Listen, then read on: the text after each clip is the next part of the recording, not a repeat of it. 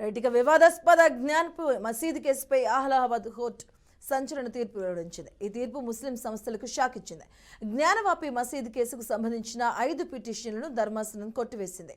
ASI సర్వేకు వ్యతిరేకంగా కొందరు పిటిషన్లు దాఖలు చేశారు. కాగా వారణాసిలోని జ్ఞానవాపి మసీదులో చేపట్టిన శాస్త్రీయ సర్వే నివేదికను సోమవారం ఏఎస్ఐ అధికారులు షీల్డ్ కవర్లో వారణాసి జిల్లా కోర్టుకు సమర్పించారు. ఇక దీనిపై ఈ నెల 21న విచారణ చేపడతామని కోర్టు తెలిపింది.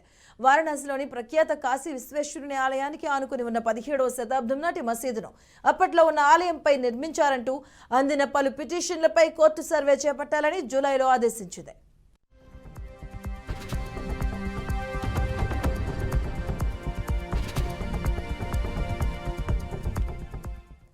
జ్ఞానవాపి మసీదుకు సంబంధించి అలహాబాద్ హైకోర్టు ఆదేశాలు జారీ చేసింది.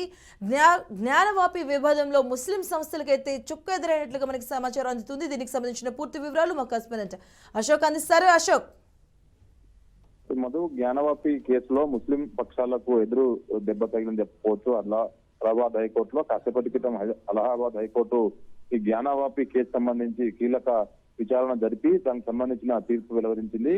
ఏదైతే జ్ఞానవాపిలో ఆ మస్జిద్ లో పూజలు అనుమతించాలంటూ హిందూ సంఘాలు కొందరు మంది 5 మంది పిటిషన్ దాఖలు చేశారు. దానిపైన గత కొన్ని నెలలుగా ఈ విచారణ జరుగుతూ ఉంది.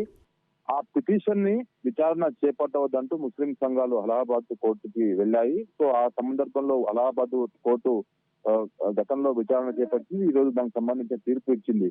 ఏదైతే హిందూ సంఘాలు ఏదైతే జ్ఞానవాపి మసీదు ఉన్న స్థలంలో ఆలయాన్ని పక్కన ఉన్న ఏదైతే హిందువులకు సంబంధించిన గుడికి సంబంధించి అందులో పూజలు నిర్వహించుకోవాలంటూ వాళ్ళు అనుమతి కోరారు. కానీ దానికి ముస్లిం సంఘాలు వ్యతిరేకించాయి. సో దానిపైన గతంలో కూడా అలహాబాద్ కోర్టుతో పాటు కింది కోర్టులో కూడా కీలక విచారణ జరిగింది. అలహాబాద్ హైకోర్టు ప్రత్యేకంగా దీనిపైన ఎంక్వైరీ కూడా చేసింది. సో ఈ నేపథ్యంలోనే ఏదైతే హైకోర్టు అలహాబాద్ హైకోర్టు తాజాగా ఇచ్చిన తీర్పు నేపథ్యంలో ముస్లిం ఏదైతే సంఘాలకు ఎదురు చెప్పని చెప్పుకోవాలి. హిందూ సంఘాలు ఏదైతే పిటిషన్ దాఖలు చేశావో దానిని ఇప్పుడు అలహాబాద్ హైకోర్టు స్వీకరించింది. కాబట్టి ఇప్పుడు వాళ్ళు పూజలు చేయాలా లేదా అనేది ఇప్పుడు అలహాబాద్ హైకోర్టులో ఈ కేసు పెండింగ్ లో ఉంది. కాబట్టి అది దాన్ని రేపు ఎల్లుండో ఆ కేసు కూడా విచారణకు వచ్చే అవకాశం ఉంది. సో మొత్తం ఈ 1991 నాటి ప్రార్థనా స్థలాల చట్టం ప్రకారము అప్పుడు ఏదైతే 1947 మతపరమైన ప్రదేశాలు ఉన్నాయో వాటిని అలానే ఉంచాలంటూ ఏదైతే ఈ ప్రార్థనా స్థలాల చట్టం చెప్తుంది దానికి అనుగుణంగానే వ్యవహరించాలంటూ ముస్లిం సంఘాలు డిమాండ్ చేస్తున్నాయి. 1947 కన్నా తర్వాత స్వతంత్రం వచ్చిన తర్వాత ఏది ఇప్పుడు గుళ్ళు ఉంటే గుళ్ళు అలానే ఉండాలి, ఏదైతే మసీదులు ఉంటే మసీదు లానే ఉండాలి. కానీ వాటి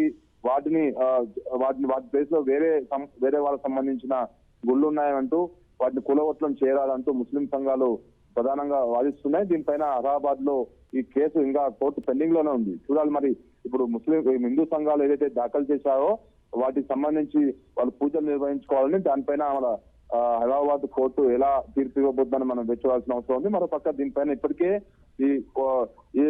ఇది జ్ఞానవాపి మసీద్ లో చేపట్టిన శాస్త్రీయ సర్వే కూడా నిన్న సోమవారం రోజు ఆర్కియాలజికల్ సర్వే ఆఫ్ ఇండియా అధికారులు షీల్డ్ కవర్ లో వారణాసి జిల్లా కోర్టులు సమర్పించారు. దీనిపైన నెల 21న కూడా విచారణ రాబోతుంది.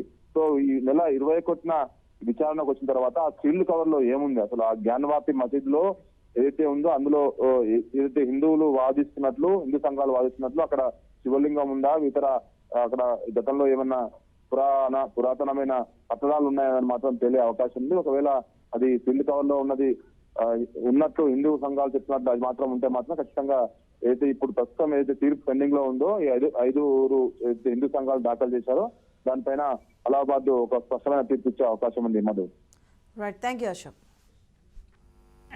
अपने निर्णय में यह भी कहा है कि यह सूट 2 इंडिविजुअल्स के बीच में नहीं है, बल्कि यह सूट नेशनल इम्पोर्टेंस का है और एक बड़े समुदाय के विरुद्ध विवाद है। इसलिए इस नेशनल विवाद को अविलंब समाप्त करने के लिए निर्णय देने के लिए लोअर कोर्ट को 6 माह का समय दिया है कि इसको फाइनली निर्णित करें।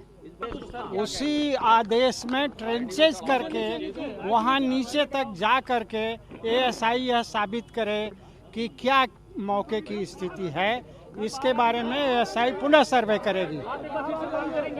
Section 4 places of worship special provision act 1991 से बाधित नहीं है और यह सूट चलेगा क्योंकि 15 अगस्त 1947 को 15 अगस्त 1947 को जो यह निर्णय करना है कि मौके की धार्मिक स्थिति मंदिर की थी या मस्जिद की थी, इसके लिए माननीय उच्च न्यायालय ने यह आज कहा है कि किसी भी धार्मिक स्थल का डुअल धार्मिक स्वरूप नहीं हो सकता। लोअर कोर्ट को डायरेक्ट किया कि 6 महीने के अंदर इस केस को डिसाइड करें। यह भी कहा है कि यह केस 2 इंडिविजुअल के बीच में